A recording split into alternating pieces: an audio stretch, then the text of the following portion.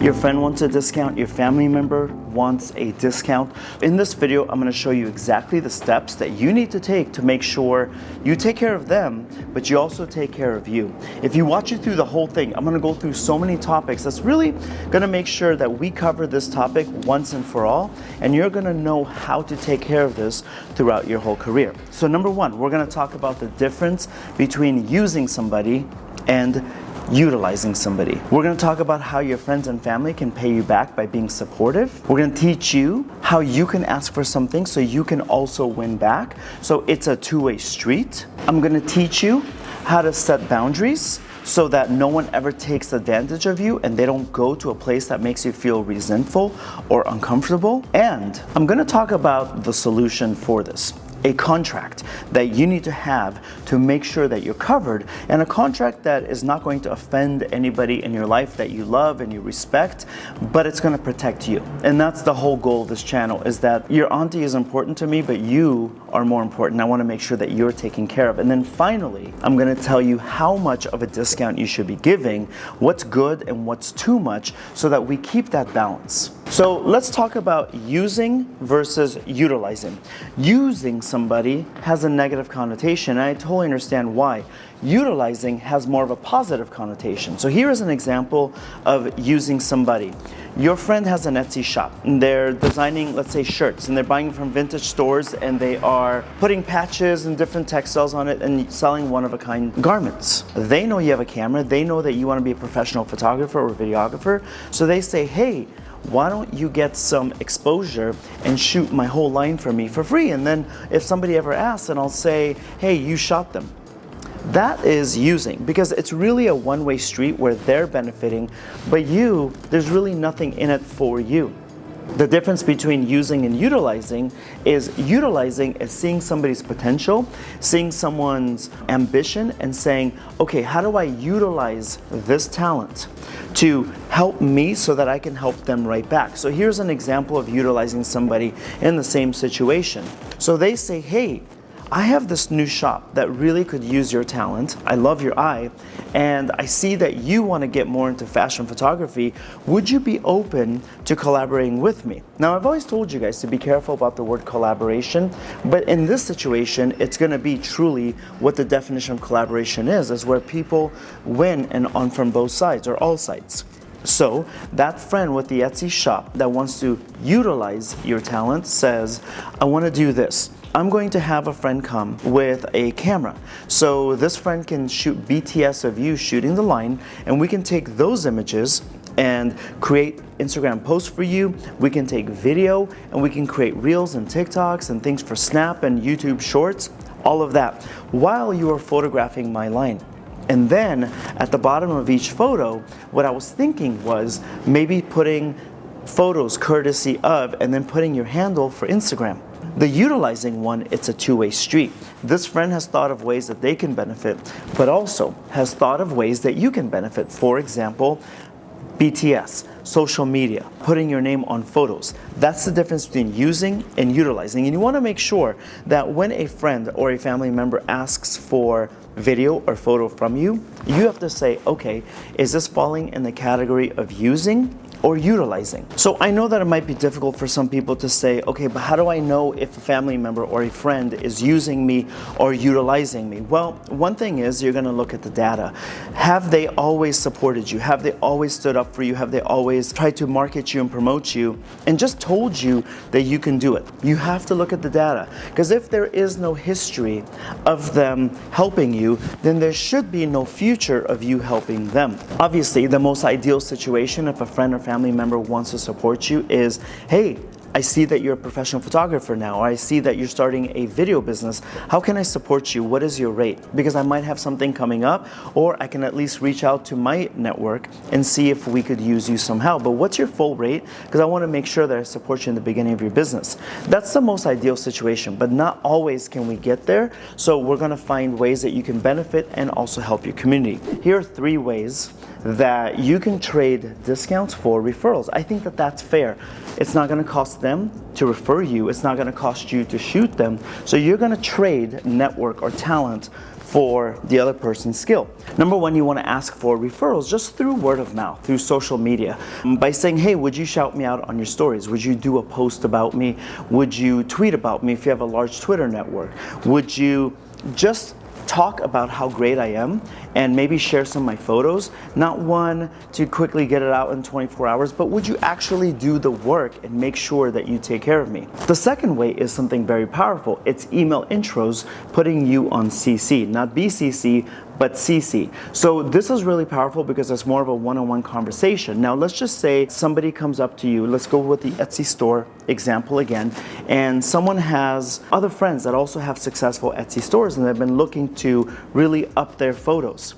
Putting you on an email with them and saying, hey, friend, meet my other friend, and he or she shot my incredible images. I've posted a few just for you to remind you of exactly what they did, but they're looking for other amazing clients, and I think that you and I had this conversation before where you're looking for a new photographer, so I just wanted to introduce you. I'll let you guys take it from here. Now the third way to do this is service for service. So let's just say, okay, so you're a photographer or you're a videographer and your friend wants promo images, but they're an accountant. Okay, so can you do my bookkeeping for my business? Can you do legal for my business? Can you train me if you're a personal trainer? If you're a dietitian, can we do a whole meal regimen for me?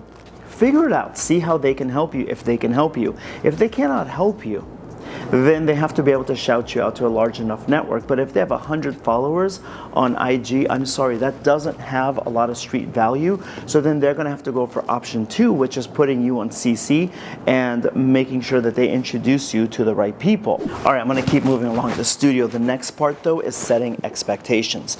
This is a really, really big deal, and I realize that a lot of artists don't do this, and it took me some years to get into it. I'm going to go through, I have the stuff on the list, so if I look down, that is why, but I want you to have expectations set ahead of time. You're going to make sure that you retain your friendship. The reason why they're coming to you is because hopefully there is some kind of relationship. The reason why you're helping them is because hopefully there is some sort of relationship. So with that being said, I want to make sure that you discuss the schedule of delivery. You got to have that in place. Just because someone isn't paying, just because they're getting a discount, doesn't mean you get to throw them in the back burner and then their work gets done in 6 months or 12 months. I've done it before. It's not a good feeling. It doesn't do well for the friendship. I've had it done to me, so I want to make sure that you're protected. So once you agree, once you put a handshake in place, your handshake should almost be worth more than your signature, because if you cannot keep your word, if you don't have that character, I just don't think you're going to do very well in business. But obviously if you're watching my channel and you're still here, I think that character is in place and it's intact. Once the trust is gone, then it's gone. So you want to make sure that you deliver when you say you're going to deliver. The second one is you want to make sure you have a payment schedule in place. So if they're going to pay you, and they should pay you at least something, then you want to make sure that those are delivered on time. Not only is that important for you to be considered a proper business, but that's also important because they respect your work more when there is a proper payment schedule in place. They treat you more like a business, more like other vendors. If you're doing barter is business service for business service, then make sure that that's in place and it has an expiration date. If it does, it should have an expiration date. 1 year, 6 months, 2 years. Don't go more than 2 years because life changes a lot. So if it's a barter of I'm going to exchange $4,000 for $4,000 of your service, there should be a tally sheet that you both sign off on each time, and you're like, cool, that was $300 worth of service. That was $1,000 worth of service, but you want to make sure that that is erased. So it's not like this endless well of privileges that you're getting and they kind of get resentful. The whole point here is to salvage your relationship, to make sure that they're respected and they feel valued, and to make sure that they value your business also. The next one that I want to make sure that you have in place, and we're going to have a contract at the end that's going to have all of this. You put a narrative in place. So the narrative in place, I have it in quotes, is this. Hey, what the public is going to hear about you. So if you did a job that was supposed to be $3,000 for $500, It's a steep discount that I totally disapprove of. But if you did it for $500, what is the narrative? What are they going to tell people so that that $500 price tag isn't hanging above your head and traveling with you everywhere? And that destroys a brand new, even an established business. So you want to say, okay, I'm doing it for $500 because I love you so much and you've helped me so much in my life. Once you do that, you want to say, but can you please tell everybody that you paid $2,200 for a $3,000 job? It's important to me that everyone knows that story so that they don't come to me with crazy offers like $500. That has to be agreed upon and that has to be in the contract. By the way, if you want a copy of that contract, I have a free newsletter down below. Not only are you going to get that, you're going to get a whole bunch of other freebies and worksheets and templates and cheat sheets that I use. Plus, you're going to find out first if there's an offer, if there's a price reduction on a course. There's never price reductions actually. If there's some kind of a promo, or if there's something that I want you to have. Sometimes I hire directly from my newsletter. It's just basically called the Photographer Survival Package, and it's for videographers also. You can unsubscribe at any point, and your information is always safe. So definitely down there. Now let's keep going into what else this contract has to include. You both need to sign it. If it's not signed, it's not official. If it's not official, then don't do it. Don't lift your camera up. The next one also is put the value of the service on the contract. So like I was saying, if it's a $3,000 value, you have to take that and then draw a line against it and say across it, and then you say it's $500 for you. Never worked that cheap, but $500 for you just for the sake of the previous example that just blurred out of my mouth. The next one and the final one that I think it should include is to deliver more than you promised. So you might say, I'm going to give you 10 images, or I'm going to give you 5 videos. Give them 11 videos. Or excuse me, 6 videos. Give them 11 or 12 images. Always, always, always, for the rest of your career, over deliver. And it's how you do it. But when you give too much, people don't value. When you give just a little bit, people really, really love you for it, and they kind of worship you for it. What's a good discount? A good discount is smaller than you think. Throughout like the beginning part of my career, when I started, I used to give a lot, like 50, 60%. And I was like, it's my friends, it's my family, I love them. But I realized it devalues your work because, so you were gonna charge $3,000 and you just dropped it to $1,500 just like that. Just like that.